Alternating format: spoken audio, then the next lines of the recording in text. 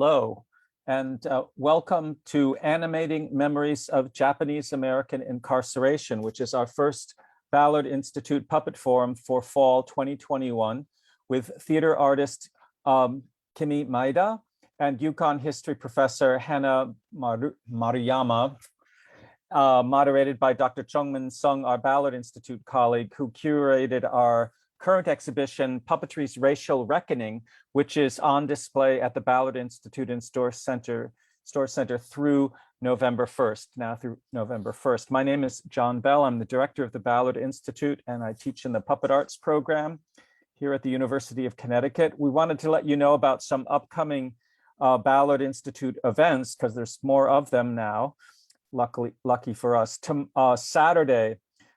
Saturday at 11 a.m. in Betsy Patterson Square in downtown Stores, the amazing puppet company from New York City, Wonder Spark Puppets, is going to perform Who Took the Cookies from the Cookie Jar, part of our fall performance series. Also, a week from Saturday, the Celebrate Mansfield Festival and Pageant will happen at 2 o'clock, and our Species Change puppet pageant will be performed Saturday afternoon, October 2nd at 3:30. There's many other things. Please look at the website for more information. If you're interested in getting information on about our next forum and other series, please sign up on our email list about the forums and other events, which my colleague Emily Wicks is posting. Thank you very much, Emily. And donations, we appreciate your donations. And we're making all of our current programming free and accessible online. So if you'd like to support that, please make a contribution to the site that Emily has kindly posted on the chat or on our Facebook feed. Our moderator this evening is Dr. Jungmin Sung, an adjunct faculty member at the University of Connecticut and our colleague here at the Ballard Institute.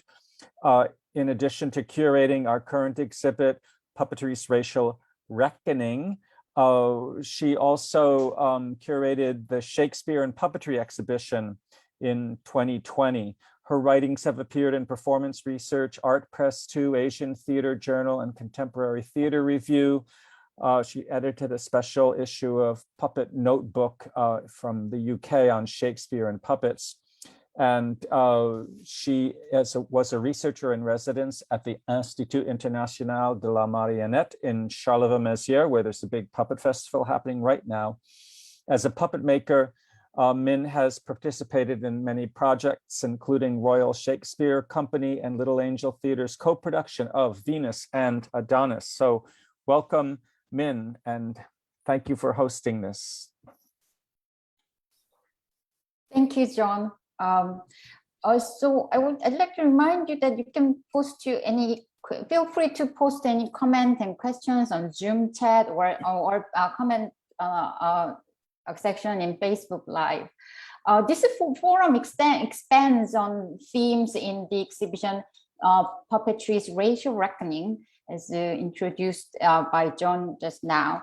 Then the exhibition critically engages with the stereotypes associated with minstrelsy and Orientalism and represented in puppetry. And then historical puppets are juxtaposed with the contemporary artists' response to racial stereotypes and injustice. And then we have Kimi Maeda here, and her band, her band is on display and at the museum, a part of the exhibition. So today we are looking at one particular moment, and it's the continuing impact in the history of racism in the United States, Japanese American incarceration during World War II.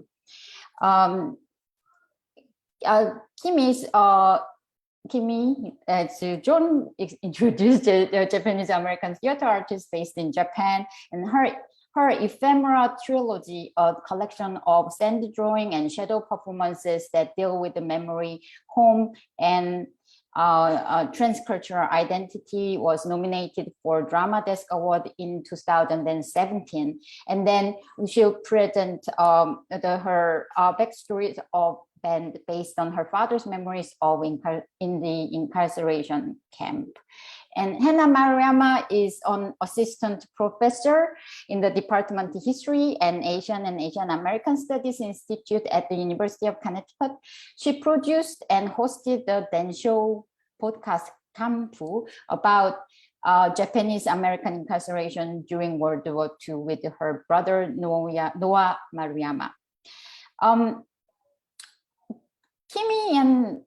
Kimi as an artist and Hana as a historian both use object and material performance as a powerful medium for storytelling. This is why we are really excited as a Ballard Institute and Museum of Puppetry are really excited to have these two great artists and historians here to talk with us.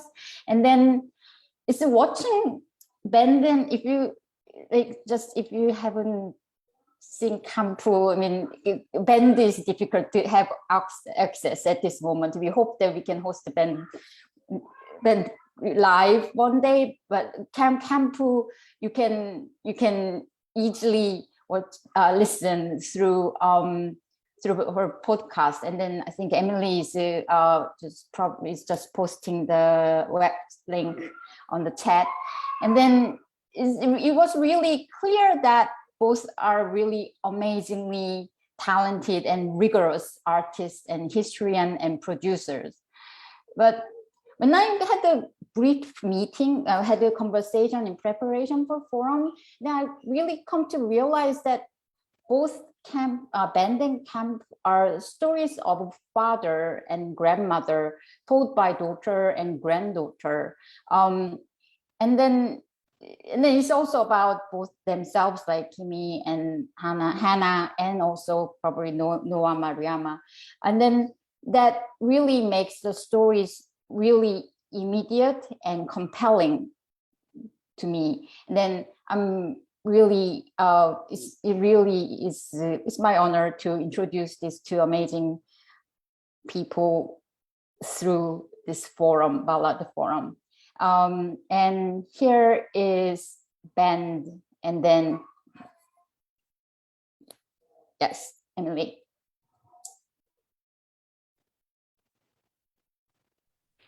December 7th, 1941, a date which will live in infamy.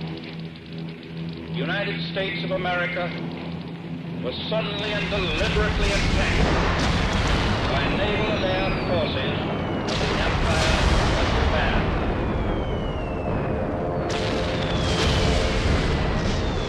Our West Coast became a potential combat zone. Living in that zone were more than 100,000 persons of Japanese ancestry, 2/3 of them American citizens, 1/3 aliens. We knew that some among them were potentially dangerous. Most were loyal, but no one knew what would happen among this concentrated population if Japanese forces should try to invade our shores. Military authorities therefore determined that all of them, citizens and aliens alike, would have to move. The very first day the Colorado River Relocation Center was open, my father's family packed everything they could carry into the car. Dusty desert roads and too many people squeezed together can make a little boy thirsty. And we stopped to have a Coke at a grocery store or something like that, and they refused to serve us. That's what I was told, and that's what I think I remember, because I was the one that wanted the Coke. The evacuees cooperated wholeheartedly. The many loyal among them felt that this was a sacrifice they could make in behalf of America's war effort. Nobody sat down and said, because of the war, we have to go into these camps. I had no concept of what Americanism was. The famous half-Japanese artist Isamu Noguchi was also driving from California, brimming with ideas for a utopian community. Must have been fate. Isamu Noguchi came into the camp on the very same day, May 8th. This is Poston, Arizona. When they arrived, the camp was still unfinished. They were in a new area, on land that was raw, untamed, but full of opportunity. Here they would build schools, educate their children, reclaim the desert. Come in, come in. You're the first ones to arrive. Here you'll be safe and we'll all be safe. Barbed wire keeps everyone in line and guns roosting in watchtowers let us sleep soundly at night. Can you tell me your name? Robert Junji Maeda. My father said goodbye to the great big car his father had bought with his own money and followed his family through the gate.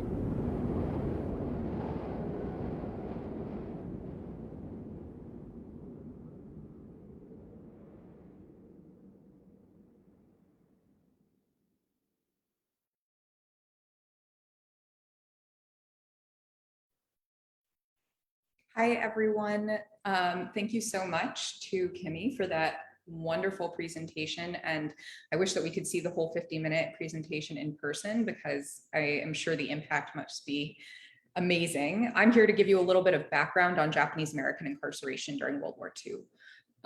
So I think if you've ever seen one of those documentaries that they show in high schools, the like one experience that you've ever had with Japanese American incarceration, it generally starts with this moment of the bombing of Pearl Harbor. And I'm going to start there, but I'm also going to say that that beginning is a very deceptive start point. Asians in the US had faced ongoing state-sanctioned discrimination for decades prior to Pearl Harbor that prevented immigrants from becoming naturalized citizens, from immigrating to begin with, or from owning land.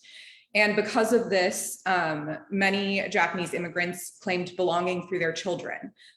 This immigrant generation was known as the Issei, and their children were known as the Nisei. And the Nisei had birthright citizenship. And so because of that, could own land, which the Issei could not. And so buying land in their children's names or signing leases in their children's names enabled the Issei to create homes and businesses in this country in a way that ordinarily they would not be able to. So over the course of the 1920s and the 1930s, Japanese American businesses were increasingly coming into competition with the US, with white businesses on the West Coast. And at the same time, they didn't make up a significant share of those businesses. I think they were a really obvious threat, but they weren't actually ever making up more than, they never owned more than 5% of farmland in California, and partly because many of them were leasing the land because of the alien land laws, but also because they weren't actually a significant force in that region. After Pearl Harbor, the US began almost immediately arresting Issei, again, immigrant community leaders, many of whom had been identified as threats because they led Buddhist temples or because they taught Japanese school, not because they'd actually done anything. The US had begun assembling this list back in 1936, so long before the war started, at least with the US's involvement. Within 48 hours, more than 2,000 were arrested. These arrests also destabilized families and communities. Many heads of household were taken. Families often had no idea where these individuals went. And suddenly, overnight, children and spouses had to take over businesses and reshape their lives without these key figures.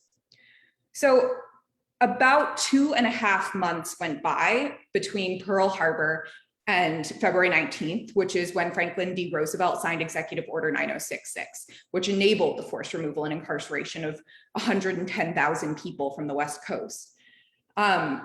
This is actually a pretty significant gap, and it's why Pearl Harbor is kind of a deceptive start point for this incarceration.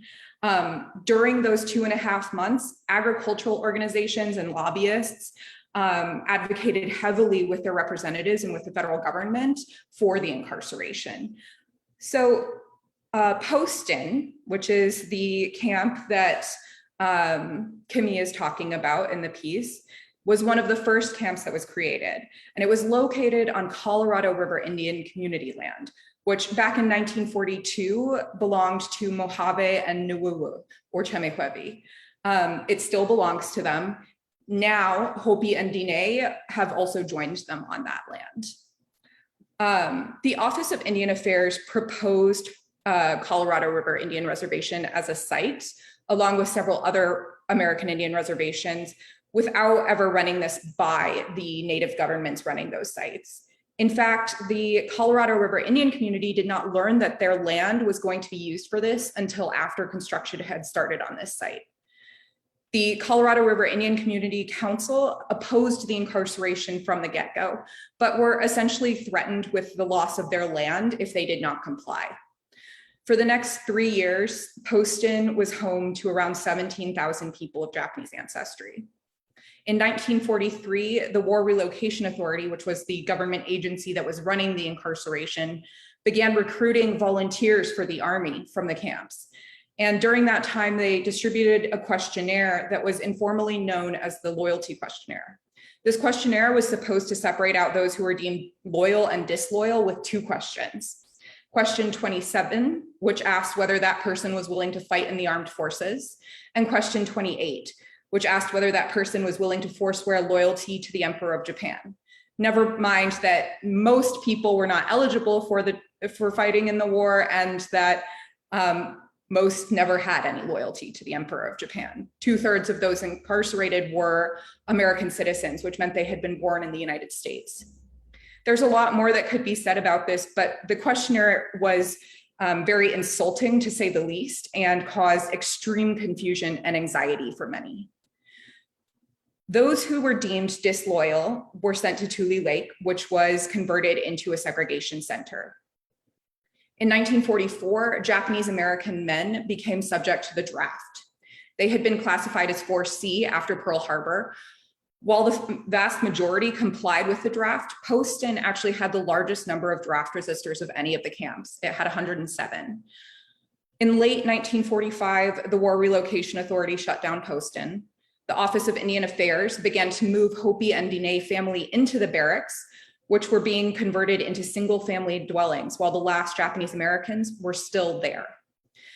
Remember that the reservation had not formally been home to Hopi or Diné, so the Office of Indian Affairs was also using this as a way to consolidate several American Indian nations on the same land.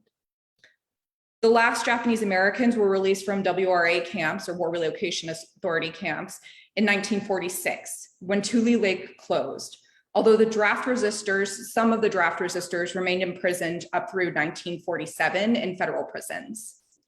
For many years, the vast majority of incarcerees were very reluctant to speak about their experiences.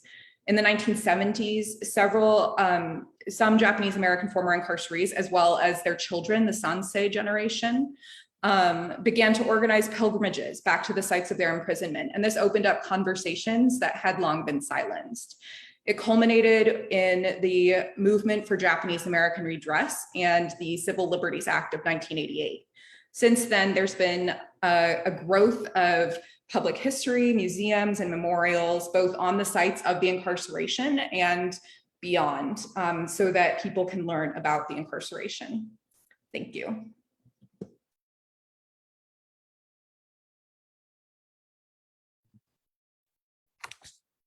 Thank you, Hannah, for that background.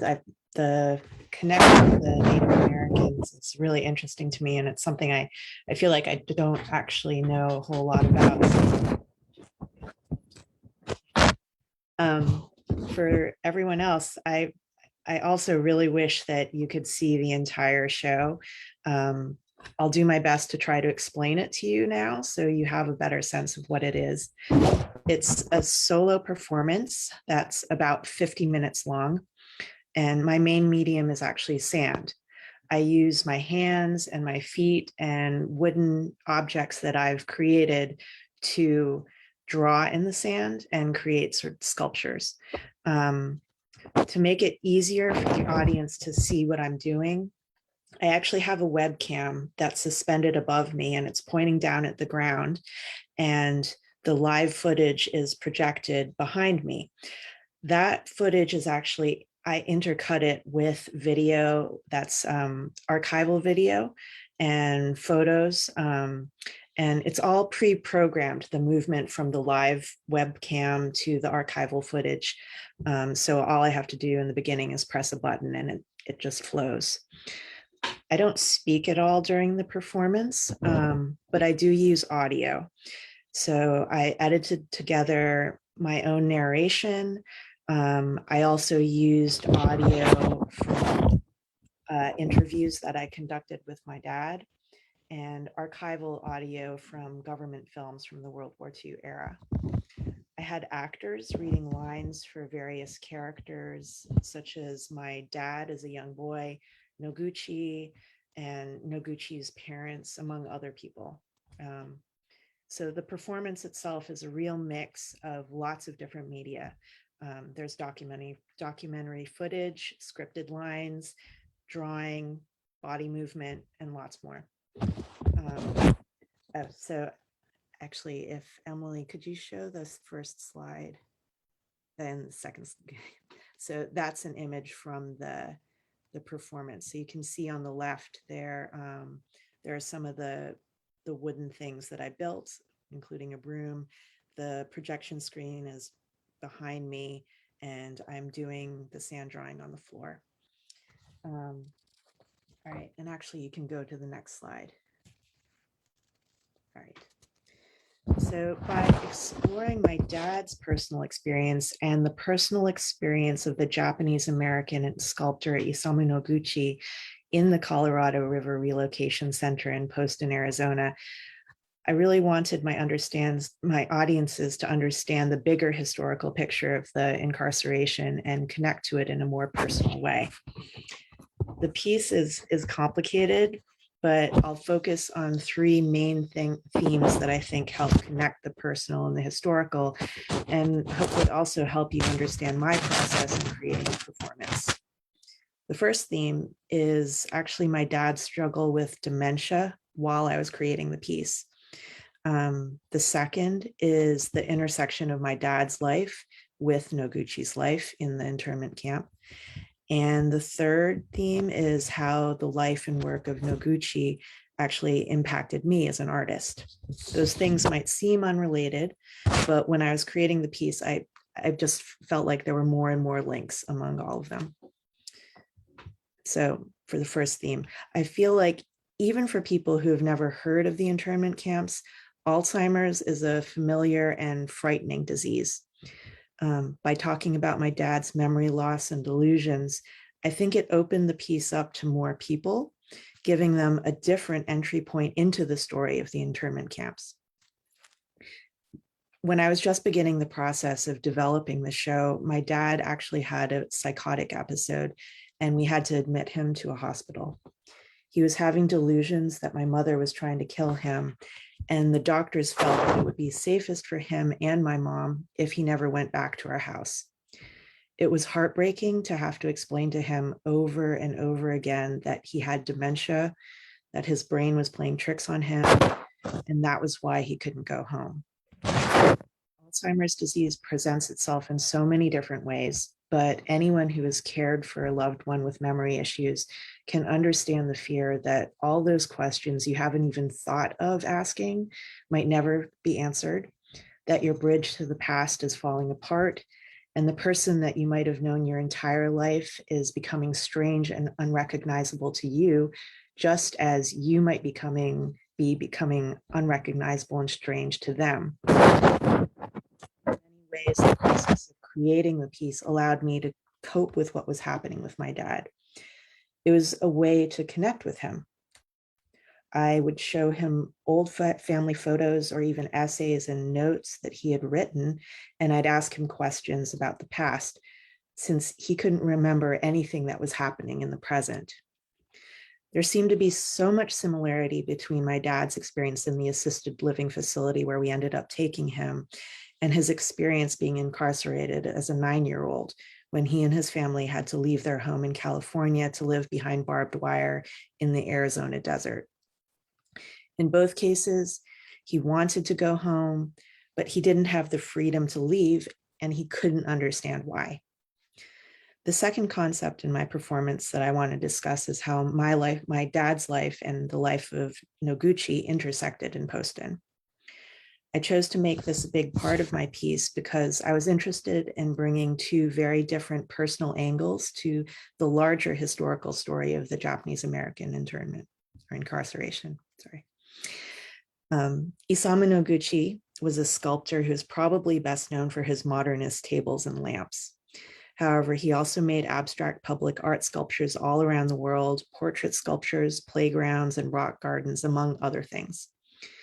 He was the son of a white American woman who raised him by herself in Japan before he traveled to the States by himself as a teenager for school. His father was a Japanese poet. When the war began, Noguchi was in his late 30s, and he was based in New York. Because he was living outside of the military zone on the West Coast, he was actually exempt from the relocation orders. However, he voluntarily entered Poston thinking he could help his fellow Japanese Americans by teaching them wood carving and carpentry. But his artistic activities were limited in Poston. He could only use mesquite that he found in the desert or things that he could get from the camp building contractors. He made designs for the layout of the camp that included parks and recreation centers, but the administrators weren't interested. My dad, on the other hand, had just turned 9 the day before Japan bombed Pearl Harbor, so he was much younger. He was the youngest of 7 children. His father was a shoe repairman who had come to California from Japan in 1909. So he had a very different background from Noguchi. But both Noguchi and my dad arrived at the camp on the very first day that it opened, and they ended up living right near each other.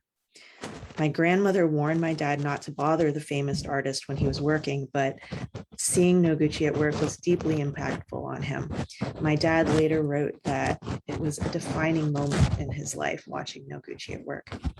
In fact, my dad went on to have a successful career as an Asian art historian and eventually focused much of his research on Noguchi. Both my dad and Noguchi wrote about feeling like outsiders, revealing how the camp impacted them on an emotional level and how this complicated their relationship with America, their home. My dad's overwhelming feeling from camp was one of loneliness. Because my dad's family was the first to enter the camp, his sisters got some of the best jobs that were available. This might seem like a good thing, but it's said within my family that other Japanese Americans might have resented this and suspected the family of being informants, deepening this feeling of being an outsider. I should note that I couldn't find any records of this actually being the case. Nevertheless, my dad kept talking about how he had no friends.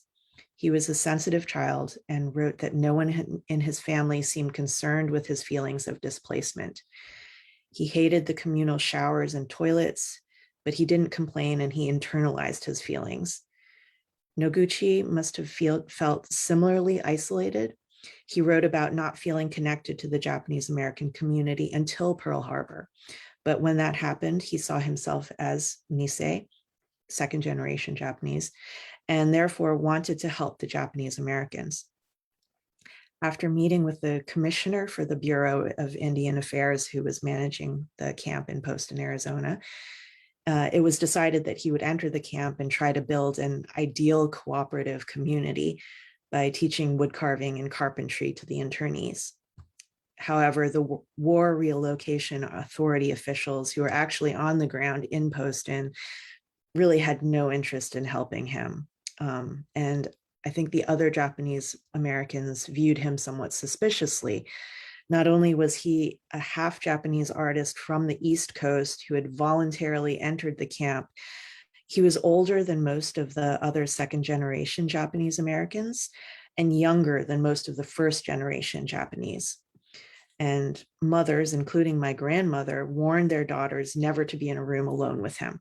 So though they were very different, I think my dad and Noguchi shared a sense of separation or alienation in the camp.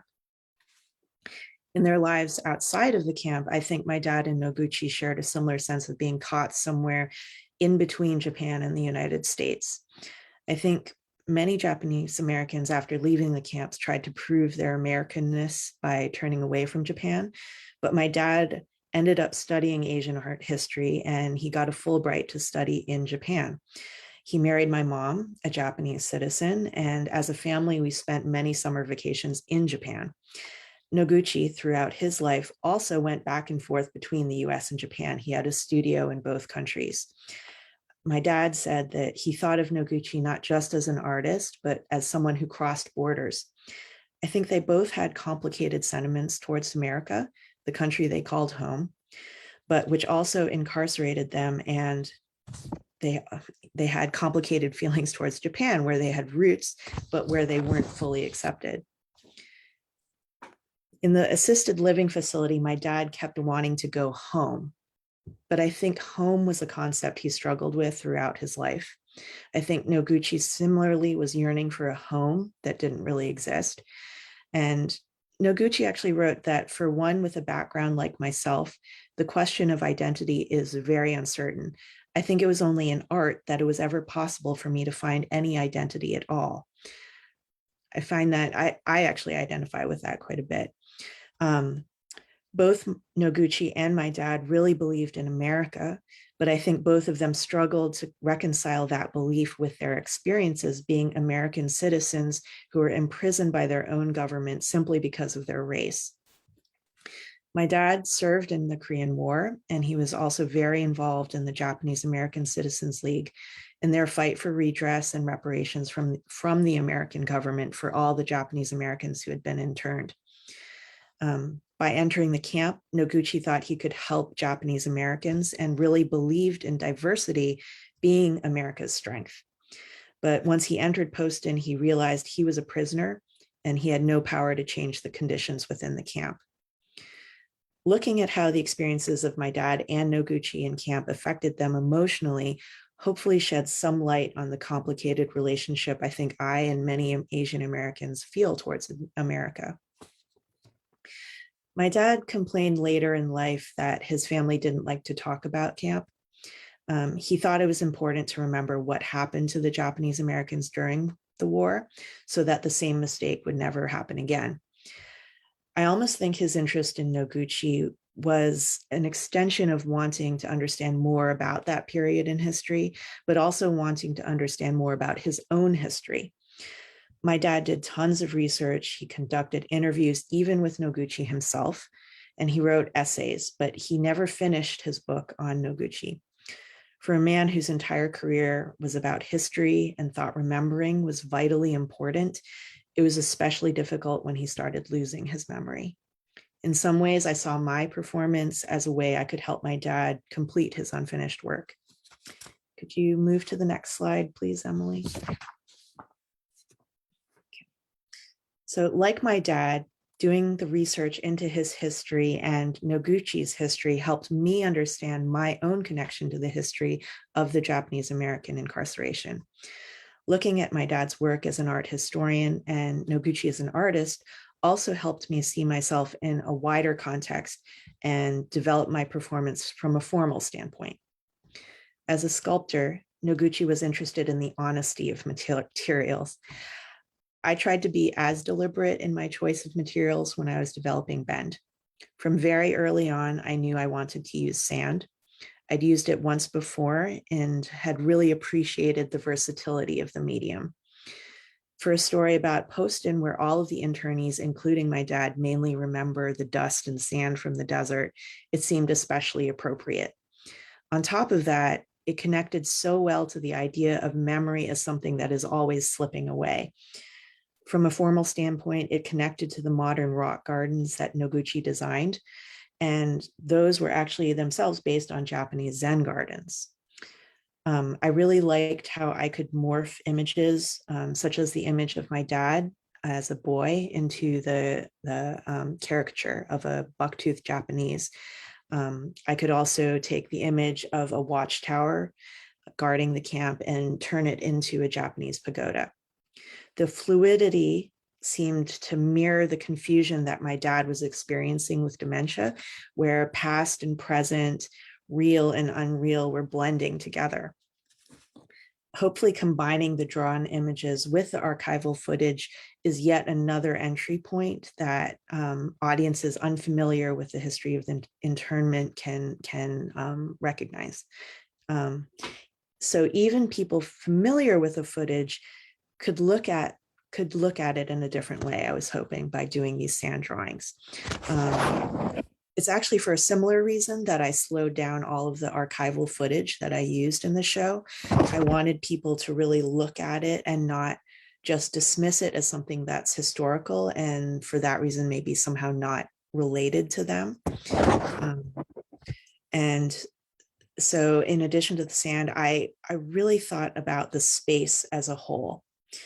I was trained as a set designer, and I was definitely influenced by Noguchi's abstract set designs for the for the choreographer Martha Graham. So rather than confining the sand to a table, I don't know if people have seen sand drawing online. I wanted to take it from the table and put it all on the floor and interact with it with my whole body to make more of a landscape. Performing the show is a really physical exercise for me. It's also obviously an exercise in memory. I think of it now as a memorial for my dad and all the Japanese Americans who are interned. Every time I perform it, I have to study the photos of my dad and the camp, and I draw them over and over and over so that they're committed to my memory. I learn something with every performance. The drawings have changed over time. I feel like I've gotten better at the drawings, but so it's a living thing. It's not just something that can be that's a video that you can access all the time. It's something that's living. It's just as history is a living thing that's intimately connected to the present. My audiences witness my active memory, requires effort and concentration, and then the show lives in their memories. I think that's half of it, really, for me. I really wish that the more people there are who remember and see themselves connected to history, the less likely it is that we will repeat the same mistakes, like the unjust internment of over 100,000 people. But my relationship with America is complicated, just like it was for my dad and for Noguchi. And so while I have to believe and work towards that end, I also know that sometimes the things that are most familiar to us sometimes become unrecognizable, but we love them just the same. Thank you.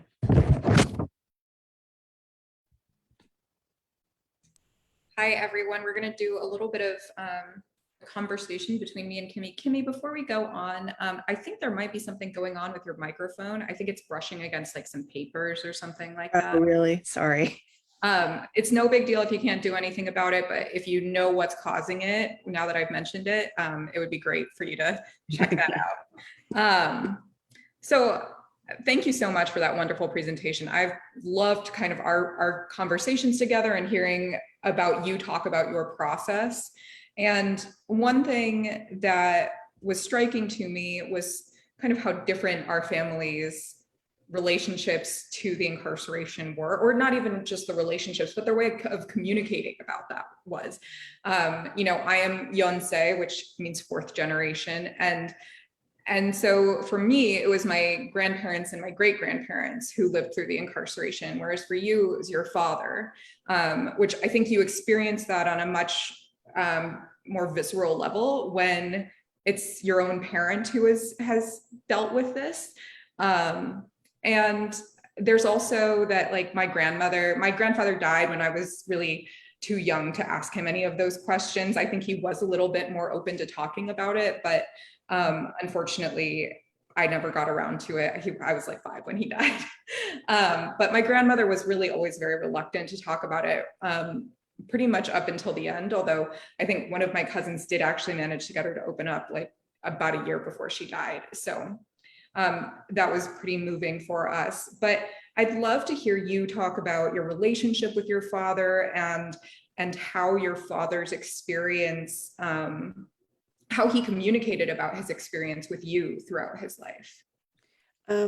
I think the main thing is when I was growing up, it was just it was a present thing because he was really active in the Japanese American Citizens League. And so we would have meetings at the house. And I remember all these other members would come and they would be discussing the redress, and I remember going to a meeting where Barney Frank was talking. And so it was just part of life. And I think the other thing is growing up, especially on the East Coast, there weren't that many Japanese Americans in Massachusetts at that time. And all of them, but they were, I don't know that I would say we were close knit, but especially for New Year's, we would have a party. And so there were all of these older people that had been in camp. And, I knew that the people in one town over, they would talk at all of the middle schools in our area. And they were friends. So it was just something that was kind of around me all the time.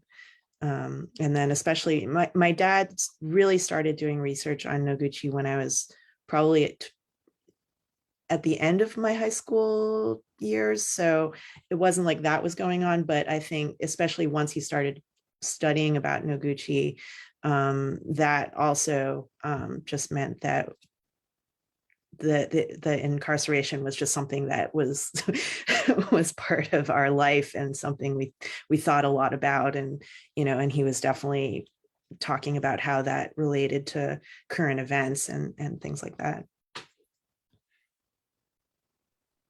Yeah, I'm also curious because the motif of, if this piece is about memory, it's also about, forgetting, right? And it's also about your dad forgetting. Mm-hmm. And it strikes me that the image of sand is uniquely well suited to do that job of both representing memory and forgetting. And I was actually amazed by the level of detail that you managed to get in some of those drawings that you do in the sand as well. They're really beautiful. And so for the podcast, one of the things that we did was an episode called Rocks. And in some ways, Rocks is kind of the beginning of the life of sand, right? So it seems like a process towards sand. But then on top of that, there's also that they're both part of this landscape, right? And they're both very much founded in place. And I think that's also something that comes out in your description of, the dust and the sand and the dust storms that, define so many of the incarceratees' experiences. I'm curious if you could tell us a little bit about the importance of sight in this piece. Have you performed this at any of the incarceration camps? What was it like performing in a site? Mm-hmm. I've only performed it in one site, and that was in Arkansas. I performed it in McKee, which is the former site. Well, it's right where Rower and Jerome were. It was a really interesting experience. I think I hadn't done a lot of research into Rower and Jerome specifically before going there. I think that I had assumed that there would be Japanese Americans in the audience, without realizing that after Rower was, what would you call it, shut down, they really didn't let any of the Japanese Americans stay in Arkansas. Only one family actually stayed, and the within that family, so one boy was born in that family. One boy was born in the camp. He spoke at my performance. He was actually one of the panelists. So that was also a very interesting experience. But yeah, it was interesting to see the former site of Roar and Jerome.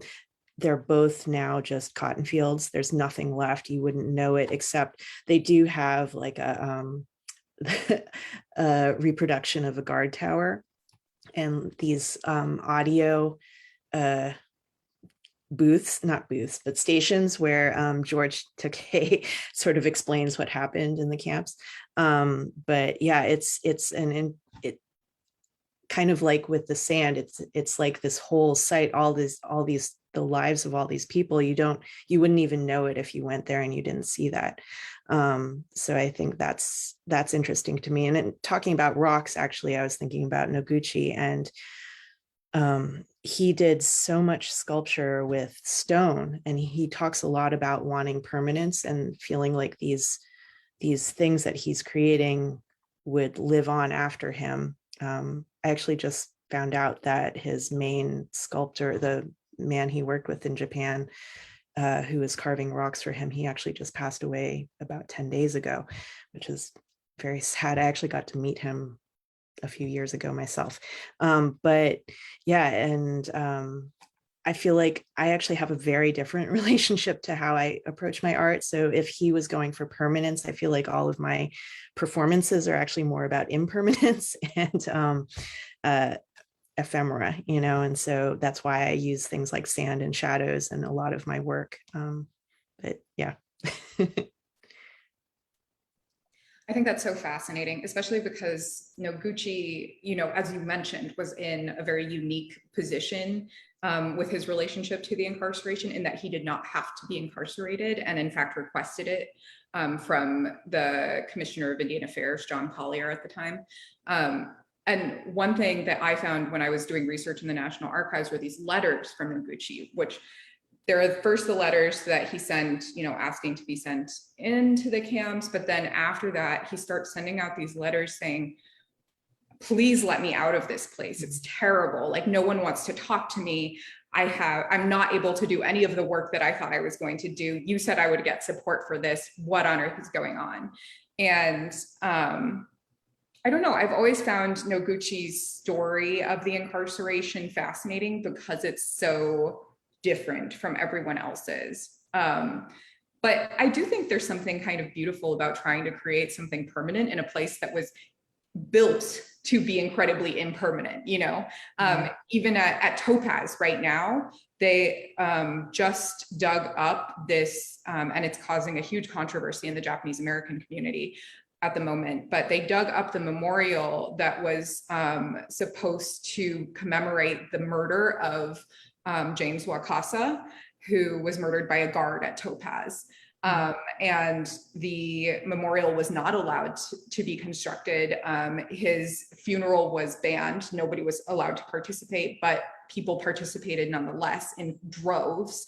And so after decades, like you were saying, this site had been entirely buried, right? The rock and it was also made out of rock, but it had been entirely buried by the dust. So in some ways you see the dust and the rock coming together as a way to point to that ephemera.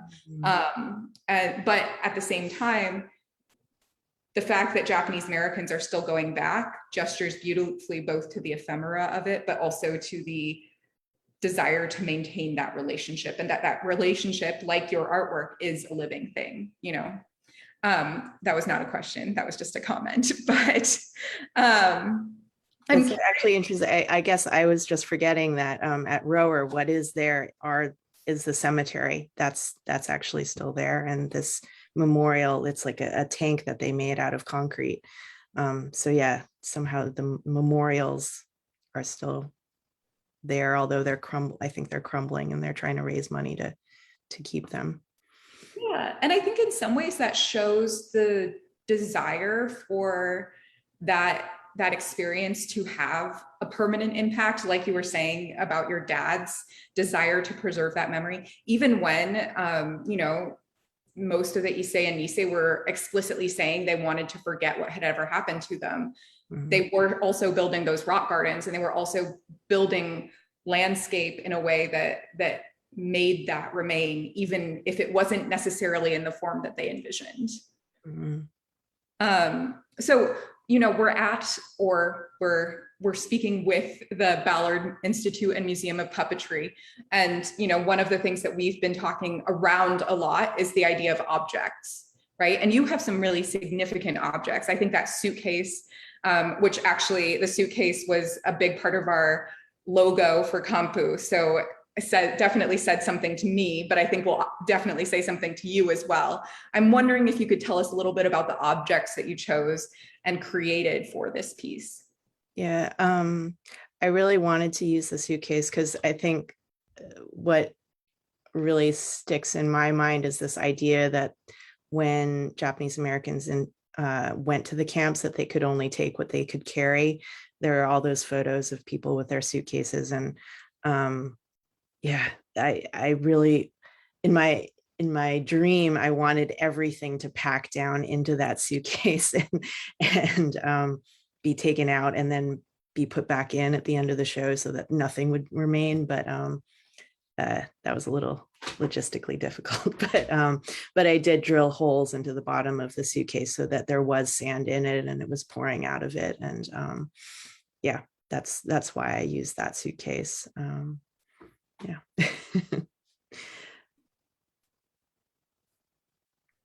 Sorry, I just want to mention that also is in the Campo Rock stories also they going out leaving the camp that I don't remember his name. He was kind of packed all this rock, and yeah, that's how the camp started. I just really wanted to mention this.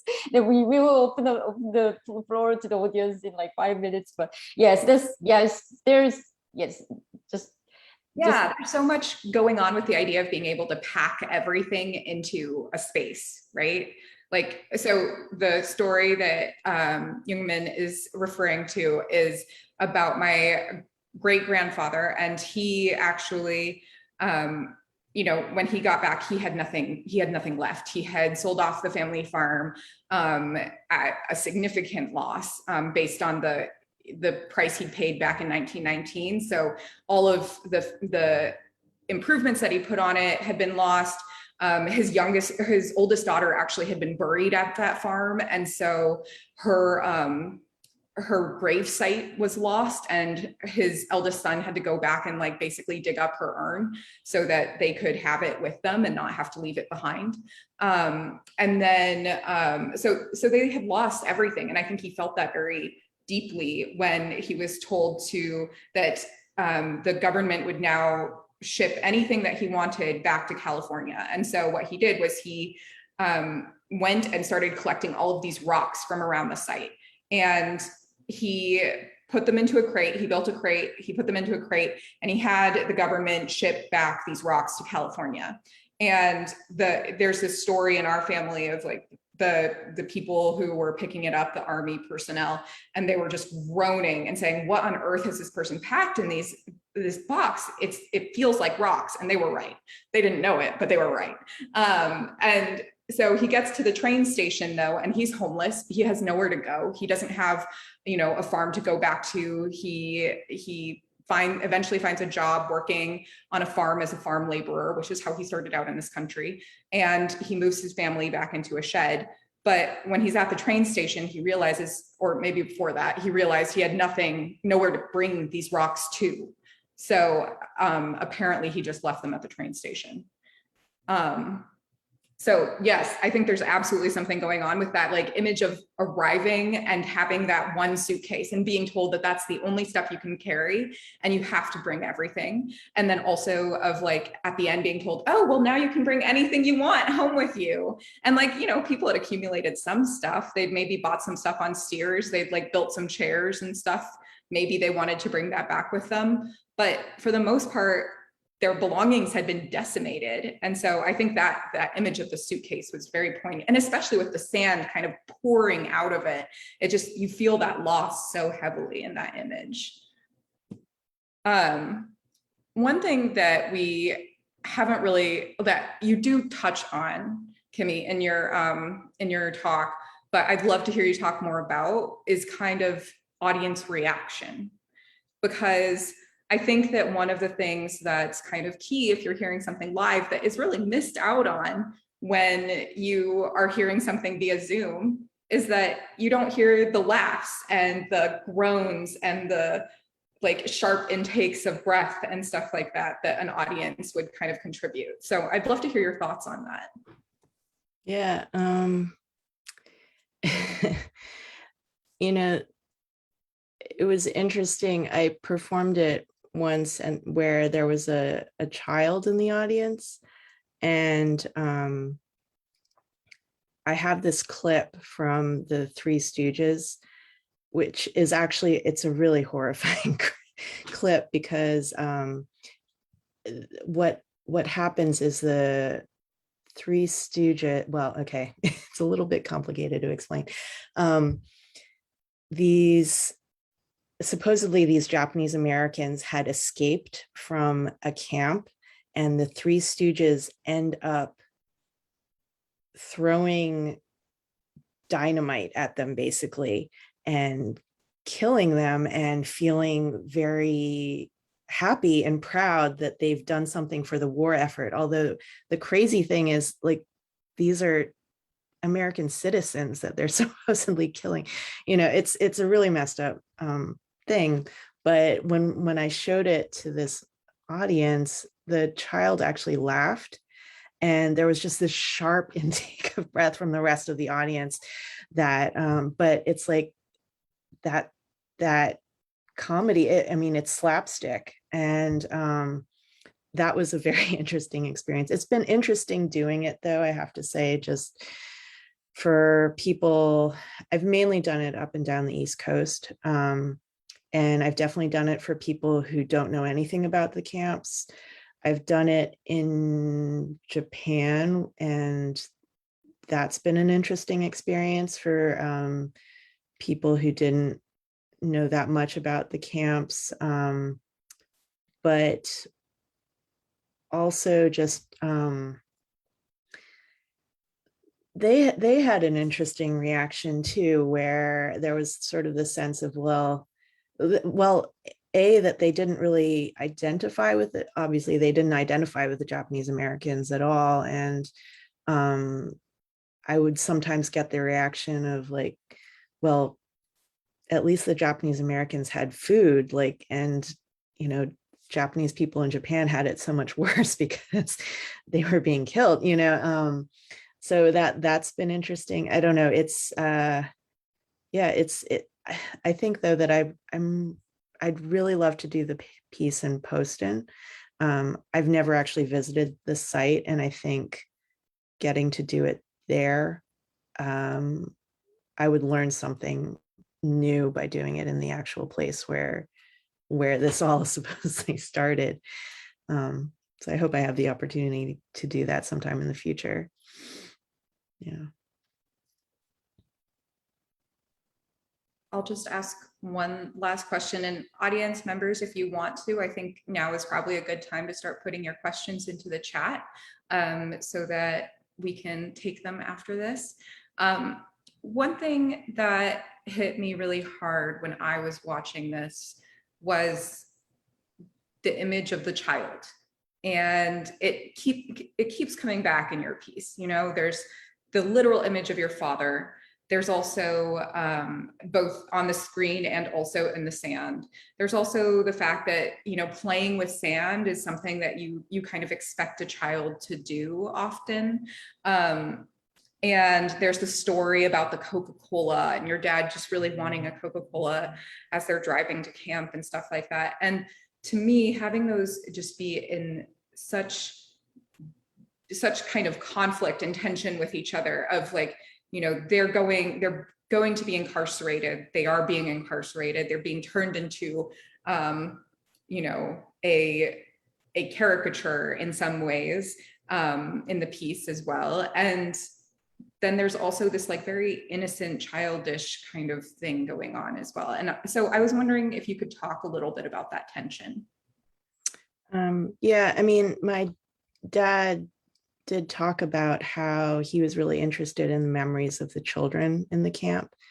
And he was corresponding with a friend of his who was probably the same age when he was in camp. And at the end of his life, they were talking about how they both were having flashbacks to the camp experience. And so, yeah, I was also thinking about how Noguchi was creating really wanted to create like playgrounds. And so when I was using the wooden blocks, which again are sort of a child toy, I was trying to create things that looked kind of like the playgrounds that he had made. But yeah, this sort of idea of play and like creating a world, but like, you know, creating what you can when horrible things are happening, you know. I think that was something that I was thinking about. I'll just add on to that quickly, because what you were saying kind of had me thinking as well, that I think that sometimes I hear in the Nisei stories in particular, this like extreme focus on the positive that happened in camp. So like the stories of going to steal a watermelon, or, you know, being a Boy Scout, or the things that really do hit home as like a child's experiences. And sometimes it like, you also hear that like Nisei, the younger Nisei especially, will sometimes say, oh, well, we were kids, it actually wasn't all that bad, it was just really bad for our parents. And I think sometimes in some ways that's true. And then in other ways, I think that we also see something going on with memory there, where it's easier to just remember the things that were good at the expense of the things that were really terrible, like what it was like to steal a watermelon underneath a guard tower, for instance. You know, the fear that, you know, a lot of the children remember having their parents tell them, don't go at all close to the fence, you could get shot and killed, right? And that's not something that a child should ever have to deal with. But that's something that I think also doesn't really come out as often as those stories of, oh, we played basketball, oh, we did art classes and stuff like that. So I did really appreciate that juxtaposition between childhood and trauma. Do you want to start taking questions now? Yes, we have a comment from Angela Rolla, the director of Asian American Culture Center. Actually, our one of the sponsors of this forum, together with Asian and Asian American Studies Institute, and then Department of History. And she mentioned here that the robot Maeda, Junji Maeda, yes, am I right? Yes, yeah, was a frequent presenter here at UConn. Yes, and then also I was informed that actually UConn was the only college that admitted Japanese American who came just out of the incarceration camps. In only college in Connecticut to admit the, and then they hosted, UConn hosted the reunion also. And then we have in UConn, we have the archive of their their stories here too. And then Kimi's father was also, he was a frequent presenter at UConn, and in the late 90s and only 2000. And then first as a panelist on the internet during 495, which was dedicated to human rights issues, and then on several invitations from Dr. Roger Buckley, who's the founding director of Asian American Studies Institute, who developed and taught the Japanese American Independent course. Yeah, and then she has good memory of your father. Did you know I don't think I realized that, but oh, yeah, wow. no, that's great. I didn't know that.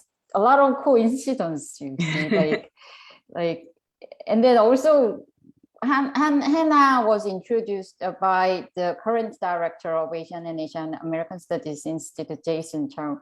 I don't know what he thought when he kind of recommended Hana, but when I listened to camp, wow, who else can do this talk, who create this amazing series? And then it was themed with objects, and then it was for Ballard Institute.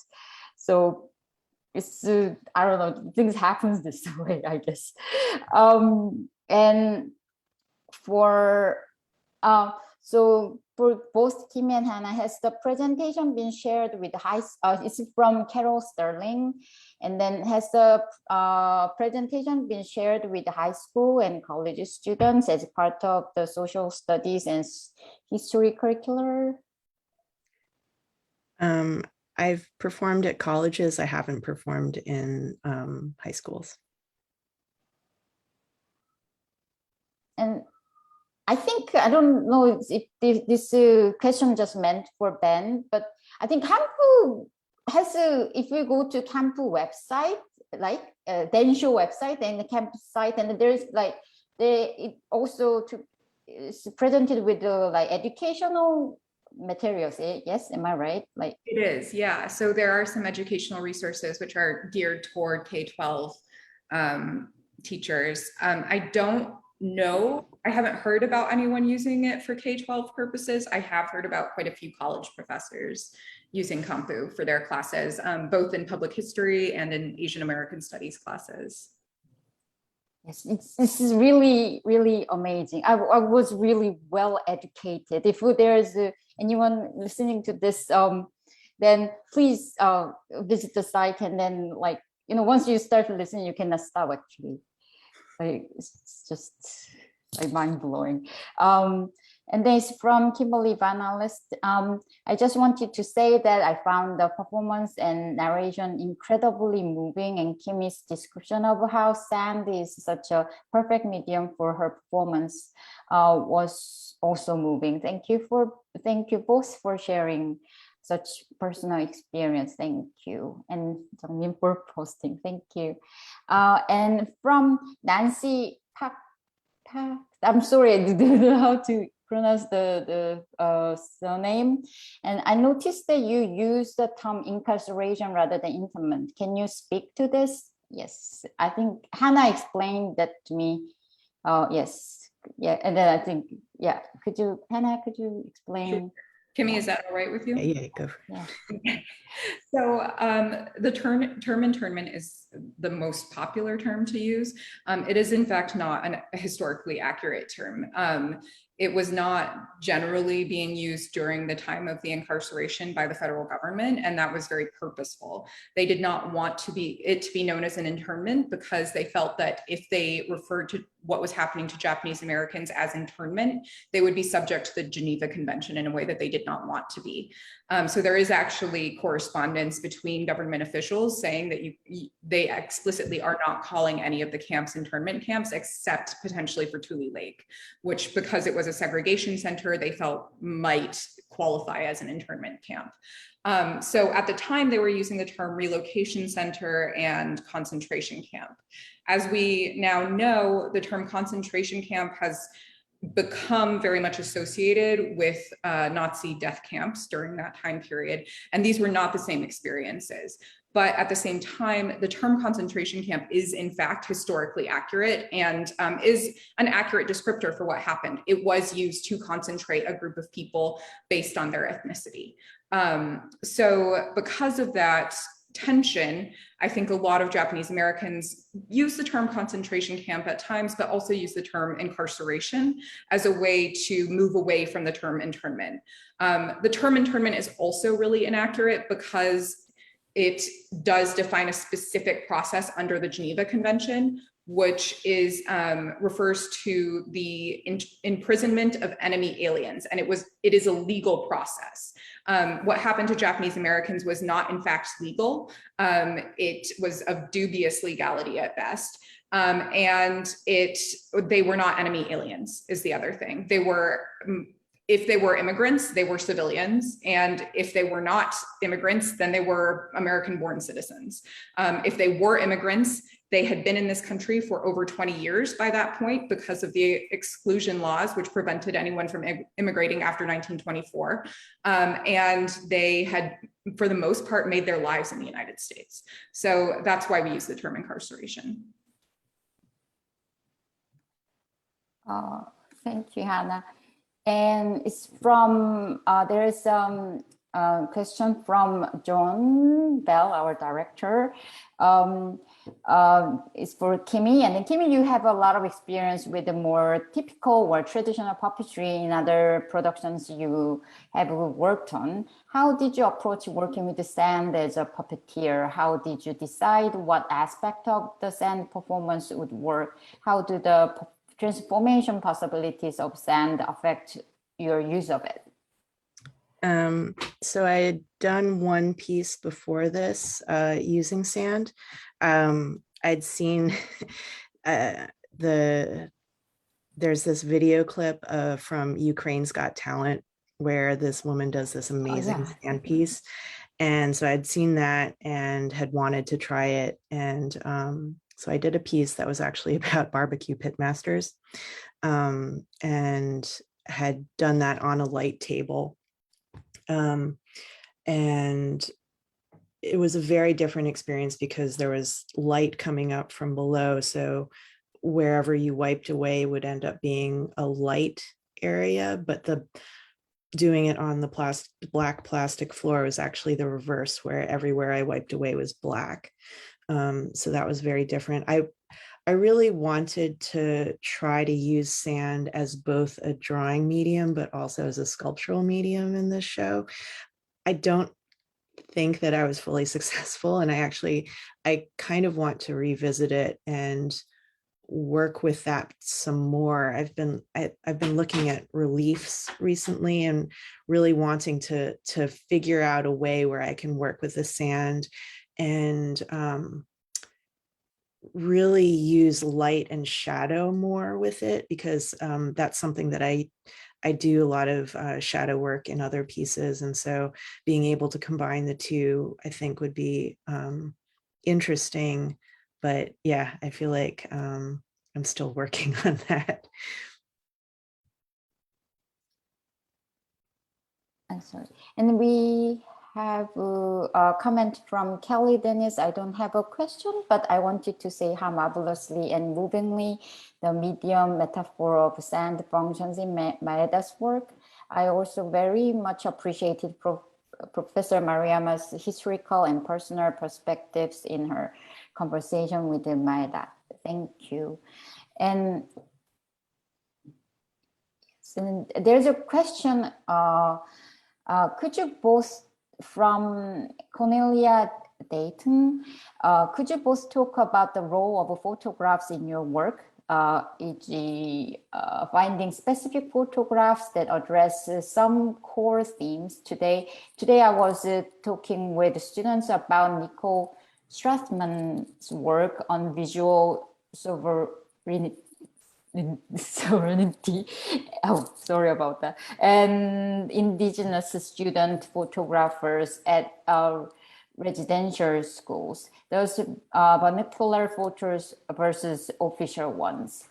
Actually, to me, one of the, like, I don't know, what was the way to, so the most, it was like, so the episode that I learned a lot from Kampu was camera episode, where this, and then I believe, I forgot the name of the photographer, but I think the exhibition is on somewhere in North Carolina or somewhere, I believe, and where the images of, actually the photographs being, what I understood from is that is actually as as Japanese American incarcerees were leaving the camp, these photographs are used to kind of another propaganda. I mean, like to flip the images, even to make them as acceptable to the community as they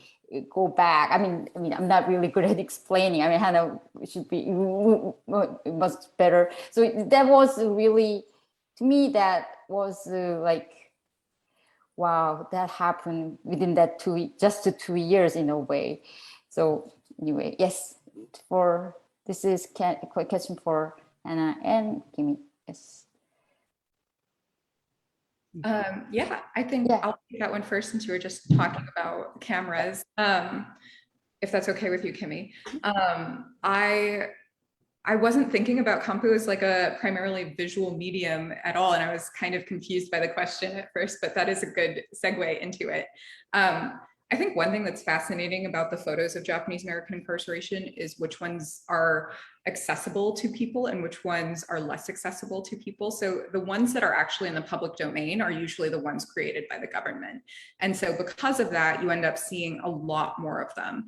And so the Ansel Adams photos, the Dorothea Lange photos, the other photos created by people who or photographers hired by the WRA, which, you know, at a certain point are propaganda photos. I think Lange especially breaks away from the idea of propaganda because she was so outraged by what was happening. And you actually see how successfully she breaks away from it because the federal government basically hid all of her photos for the next, I think 20, 30 years or something like that.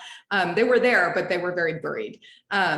So what has always kind of angered me about the Ansel Adams photos is you just see all of these photo after photo after photo of these portraits of smiling Japanese Americans. And it looks like they're so happy to be in camp. And of course, that's not the case. And of course, Ansel Adams was trying to do something very specific. He was trying, as Jungmin was saying, to make Japanese Americans more palatable to the wider American public. So as soon as they get into camp, the federal government realizes what an expensive endeavor it is to keep 120,000 people incarcerated in the middle of nowhere. And they start immediately trying to release them out to work in communities.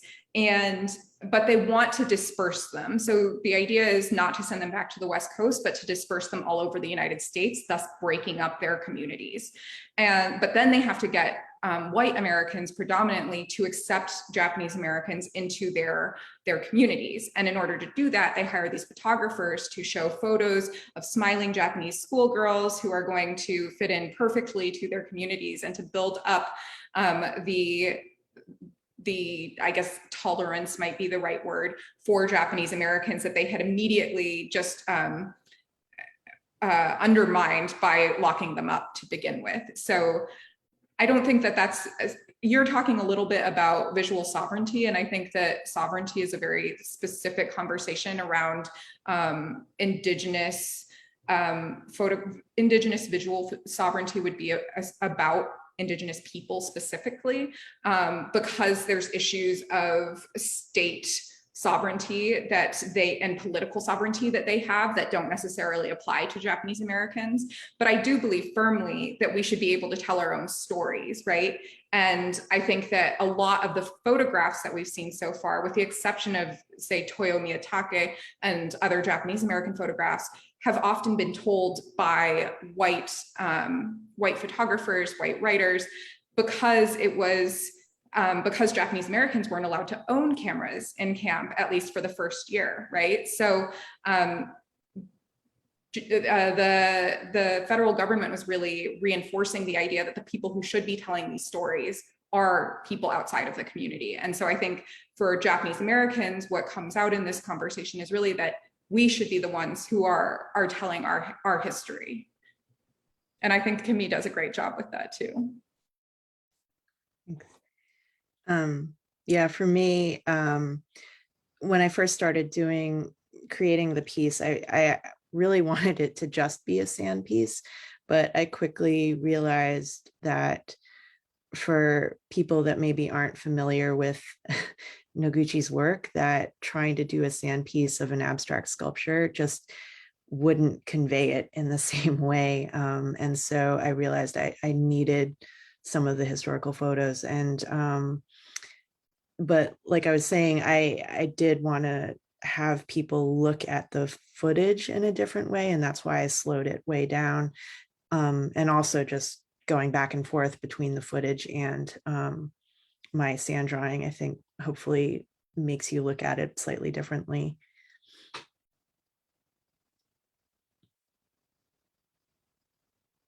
If I remember, there is also family photograph of Kim in the show. Yes, am I right? That I thought that was really somehow that somehow going there is a family.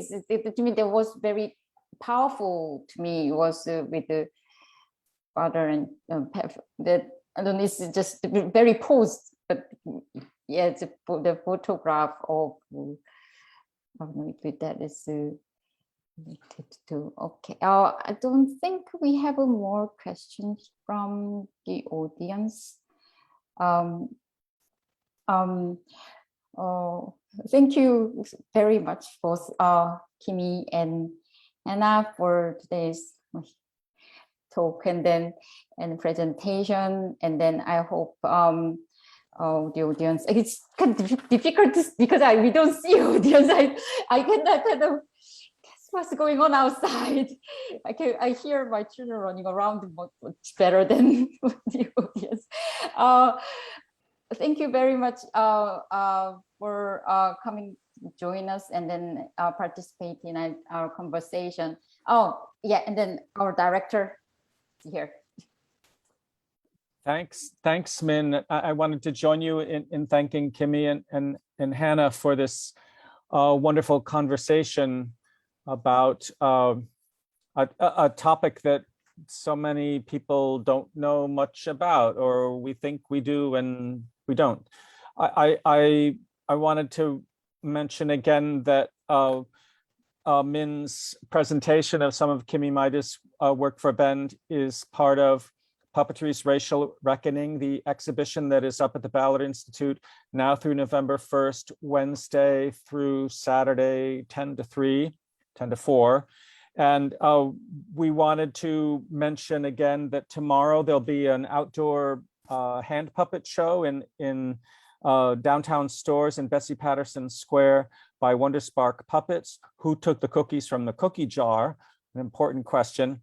And we also wanted to remind you that if you'd like to support our online programming by supporting the Ballard Institute, plus our other performances and events, Emily Wicks has posted the link for that. So I think, thank you so much, Min, for putting this together and for making this an elaboration of so many of the important ideas that I've been excited to learn about and think about in Puppetry's Racial Reckoning. And I look forward to seeing Hana at UConn, and I hope that Kimi will come to UConn at some point. So, thank you, everybody. Thanks, everybody, for watching. Thank you so much. Thank you very much. Yay. Bye. Thanks, Emily Wicks.